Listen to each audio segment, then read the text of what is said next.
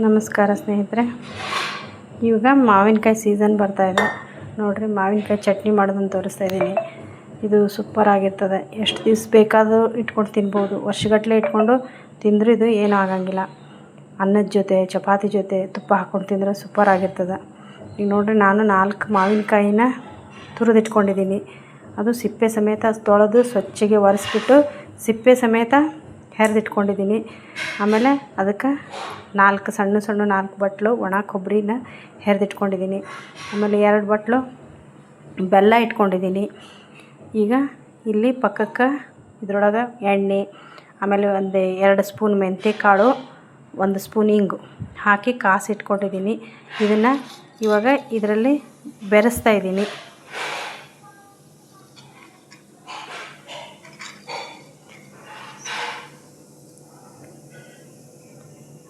ನೋಡಿರಿ, ಇದ್ರಾಗ ಇದನ್ನು ಎಣ್ಣೆನ ಇಷ್ಟು ಹಾಕಿಬಿಡ್ತೀನಿ. ಚೆಂದಾಗಿ ಹಾಕಬೇಕು.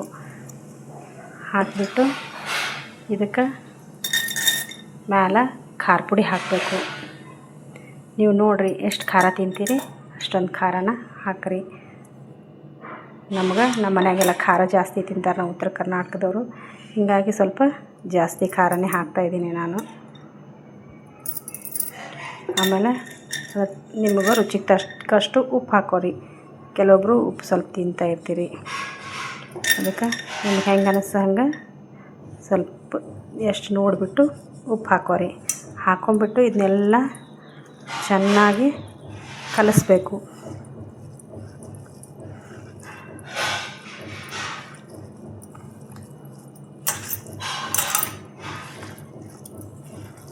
ಯಾಕಂದರೆ ಇದಕ್ಕೆ ಮಾವಿನಕಾಯಿಗೆ ನಾವು ನೀರು ಹಾಕೋಂಗಿಲ್ಲ. ಈ ಚಟ್ನಿಗೆ, ಮಾವಿನಕಾಯಿ ಚಟ್ನಿಗೆ ನೀರು ಹಾಕಲಾರ್ದೆ ಮಾಡೋದಿರ್ತದೆ.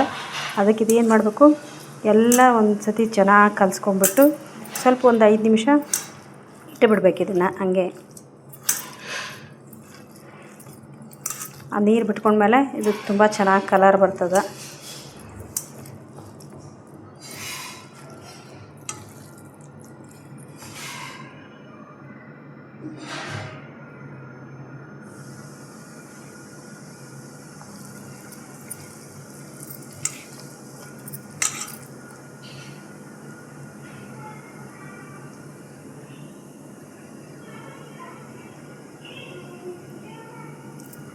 ಅವಾಗ ಇದನ್ನೇನು ಮಾಡಬೇಕು, ಎಲ್ಲ ಸೇರಿಸಿ ಗ್ರೈಂಡ್ ಮಾಡ್ಬೇಕು ರೀ.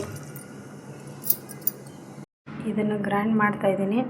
ಇನ್ನೊಂದು ಸ್ವಲ್ಪ ನುಣ್ಣಗಾಗಿ ಗ್ರೈಂಡ್ ಮಾಡ್ತೀನಿ. ನೋಡಿರಿ, ಕಲಸಿದ್ದನ್ನು ಇಲ್ಲಿ ಇಟ್ಟಿದ್ದೀನಿ. ಇನ್ನೂ ಎಲ್ಲ ಒಟ್ಟಿಗೆ ಗ್ರೈಂಡ್ ಮಾಡಿ ಹಾಕಬೇಕು. ಗ್ರೈಂಡ್ ಮಾಡಿ ತುಂಬ ಕಲರ್ ಚೆನ್ನಾಗಿ ಬರ್ತದೆ. ನೋಡಿ ಸ್ನೇಹಿತರೆ, ಇದನ್ನು ಇವಾಗ ಗ್ರೈಂಡ್ ಮಾಡಿಕೊಂಡು ಇದಕ್ಕೆಲ್ಲ ತಕ್ಕೊಂಡಿದ್ದೀನಿ. ಎಲ್ಲ ಕಲಿಸ್ಬಿಟ್ಟು ಚೆನ್ನಾಗಿ ಕಲಿಸ್ಬಿಟ್ಟು ಒಂದು ಯಾವುದಾದ್ರೂ ಗ್ಲಾಸಿನ ಪಾಟ್ಗೆ ಅಥವಾ ಜಾರ್ಗೆ ಹಾಕ್ಕೊಂಡು ನೀವು ಫ್ರಿಜ್ಜಲ್ಲಿ ಇಟ್ಕೊಂಡ್ಬಿಟ್ಟು ಎಷ್ಟು ವರ್ಷಗಟ್ಟಲೆ ತಿನ್ಬೋದು. ಇದಕ್ಕೇನೂ ಆಗೋಲ್ಲ. ಆದರೆ ಇದಕ್ಕೆ ನೀರು ಹಚ್ಚಬಾರ್ದು ಅಷ್ಟೇ. ನೀರು ಹಚ್ಚಿದ್ರೆ ಕೆಡ್ತದೆ. ಇದನ್ನು ನೀವು ಒಂದು ಸತಿ ಟ್ರೈ ಮಾಡಿ ನೋಡಿರಿ, ತುಂಬ ಚೆನ್ನಾಗಿರ್ತದೆ. ಚಪಾತಿಗಂತೂ ಸೂಪರಾಗಿರ್ತದೆ. ತುಪ್ಪ ಹಾಕ್ಕೊಂಡು, ಈ ಚಟ್ನಿ ಹಾಕ್ಕೊಂಡು ಮ್ಯಾಲೆ ತುಪ್ಪ ಹಾಕ್ಕೊಂಡು ತಿಂದ್ರೆ ಭಾಳ ರುಚಿಯಾಗಿರ್ತದೆ. ಹಾಗೆ ಬಿಸಿ ಅನ್ನಕ್ಕೆ ಸ್ವಲ್ಪ ತುಪ್ಪ ಹಾಕ್ಕೊಂಡು ಈ ಚಟ್ನಿ ಹಚ್ಕೊಂಡು ತಿಂದು ನೋಡಿರಿ, ಸೂಪರಾಗಿರ್ತದೆ. ಇದು ಹೆಂಗೆ ನೀವು ಮಾಡಿಂದ ನನಗೂ ಹೆಂಗಾಗಿದೆ ಅಂತ ತಿಳಿಸ್ರಿ. ಧನ್ಯವಾದಗಳು.